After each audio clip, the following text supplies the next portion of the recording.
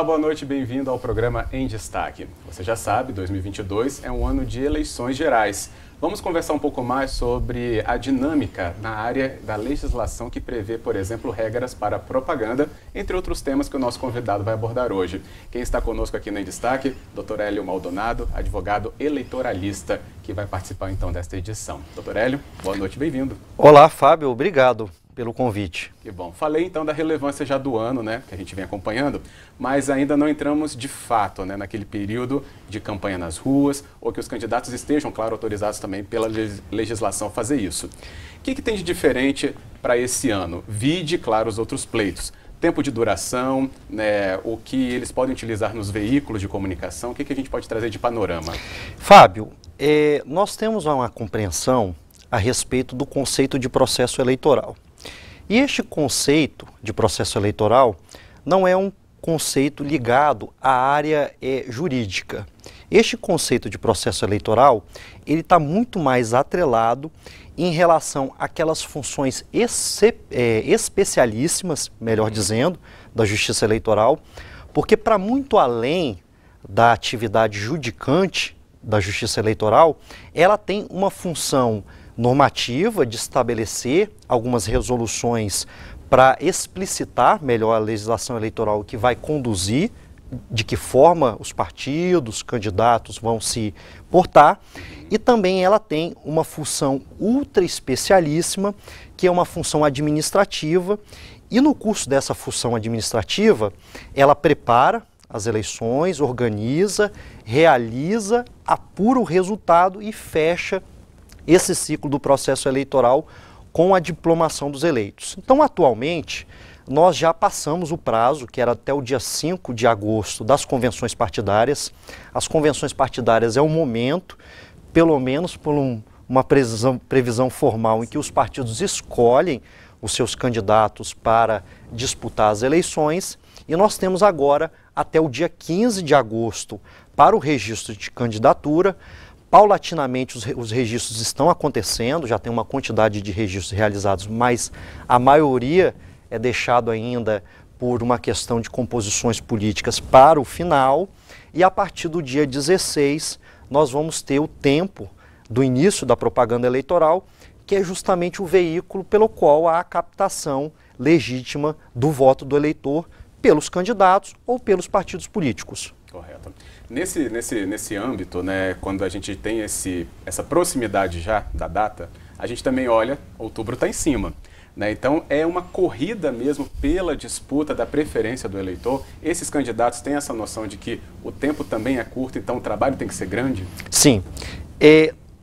Nós temos agora, na eleição geral, Fábio, a disputa do cargo de presidente, governador e senador, que são os ditos cargos majoritários. Por que majoritários? Porque o eleito é aquele que alcançar a maioria dos votos. E nós temos também os cargos proporcionais, que é de deputado federal e de deputado estadual, que é a chamada eleição proporcional, que não é aquele que tiver mais voto, mas sim o partido que fizer uma quantidade de votos suficientes que atinja uma regra numérica chamada de coeficiente eleitoral, que vai transformar os votos em mandato. É muito pouco tempo, tá? Houve uma mini reforma eleitoral em 2016 que diminuiu o tempo de campanha de 90 dias, né? Até então, desde da redemocratização, desde 88, a gente tinha 90 dias de campanhas de 90 dias para a campanha eleitoral. Isso foi diminuído pela metade. A justificativa, me lembro, o projeto de lei que deu lume a isso, estabeleceu que com a declaração de constitucionalidade do Supremo Tribunal Federal, e também veio a alteração da Constituição a esse respeito depois, com proibição do financiamento das campanhas por parte de empresas, houve um enxugamento dos recursos às campanhas eleitorais. E com esse enxugamento dos recursos às campanhas eleitorais, houve a primeira reação de diminuir o tempo da campanha, porque se eu tenho menos recursos, eu preciso fazer um tempo de campanha menor para que as campanhas sejam barateadas. Essa que era a ideia inicial. E acompanhando essa lógica de diminuição de campanha, houve uma evolução assim quase que copernicana, revolução paradigmática, que foi o estabelecimento da pré-campanha, tá?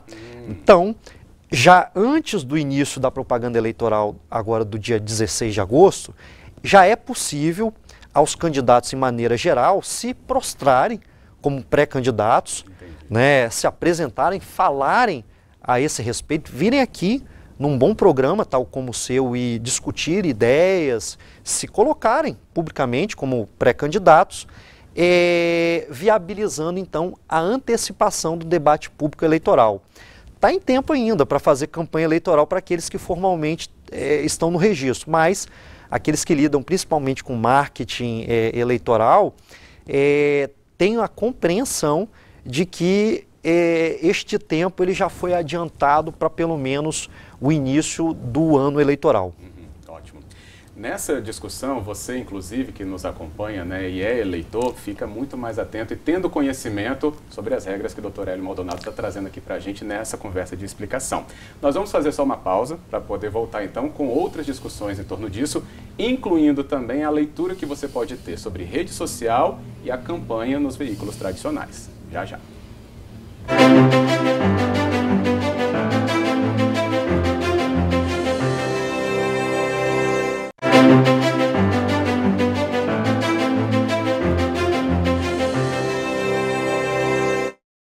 De volta com o nosso programa Em Destaque, foco nas eleições deste ano de 2022, eleições gerais. Nosso convidado, então, retorna para a gente continuar com a nossa conversa, nosso debate em torno do conhecimento dele, Dr. Hélio Maldonado, advogado eleitoralista.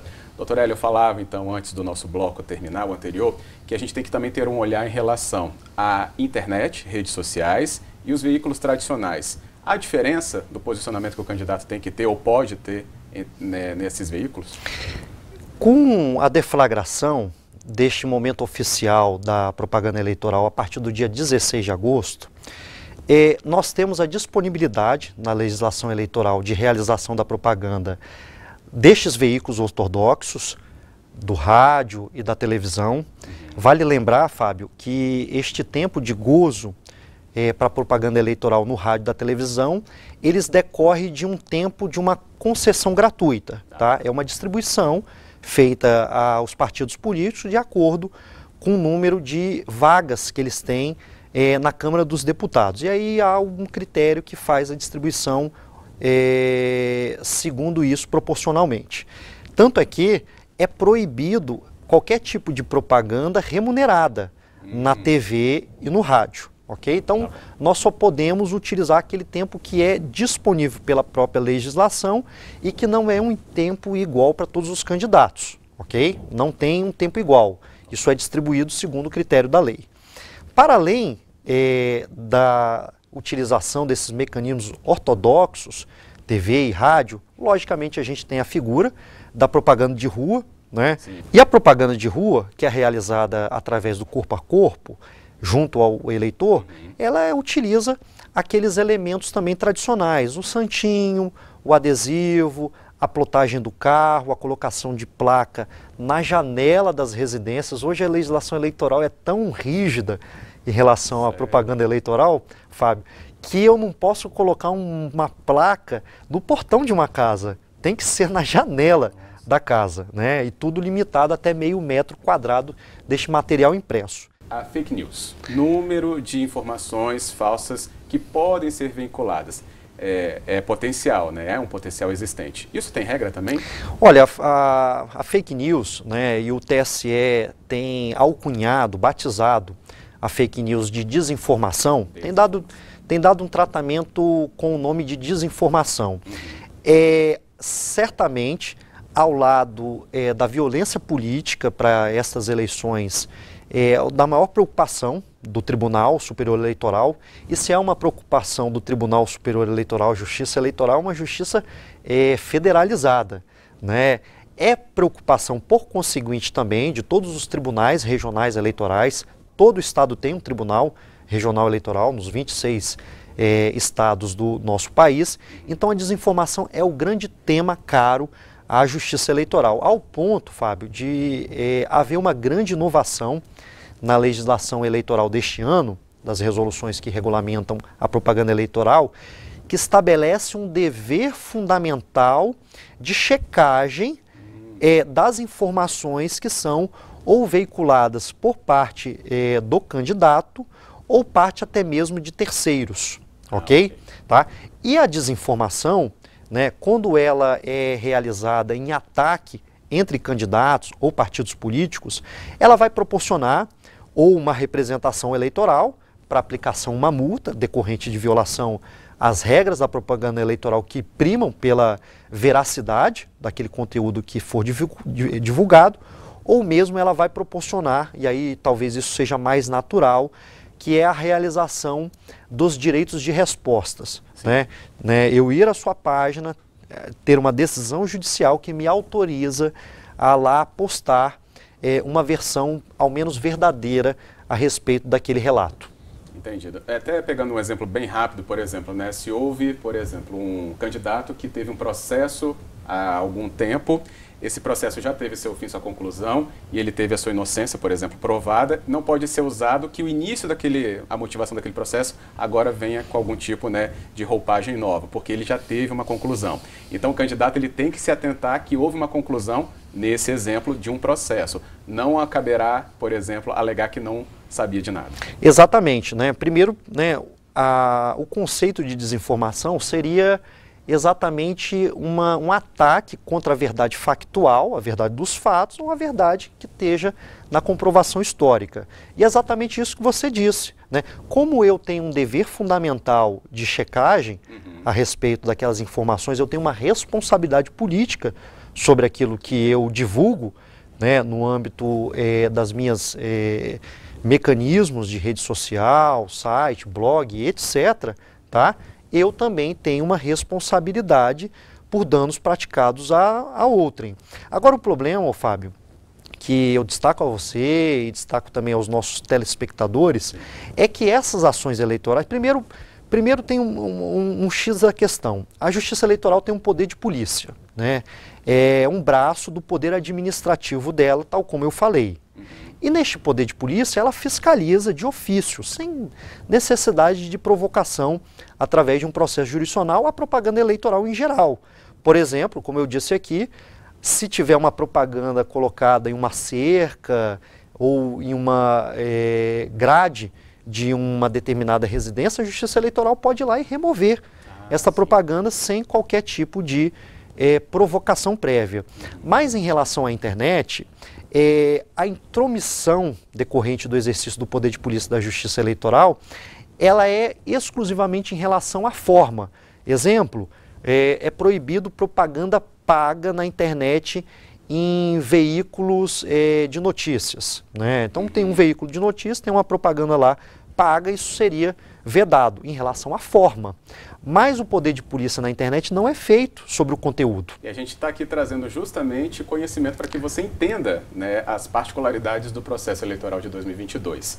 Nosso convidado, Hélio Maldonado, aqui trouxe importantes conceitos e observações para você acompanhar. E nós, claro, a partir do momento em que tudo estiver acontecendo, e nesse curso, teremos oportunidade de trazer mais informações para você. Nosso tempo se esgota, doutor Hélio, inclusive deixa o convite para a gente voltar com esse tema, com certeza tão esclarecedor para o nosso telespectador, que também é eleitor. Obrigado, Fábio. Que bom, prazer recebê-lo. E é isso, nosso Em Destaque então fica por aqui. Agradeço o seu acompanhamento. Uma boa noite.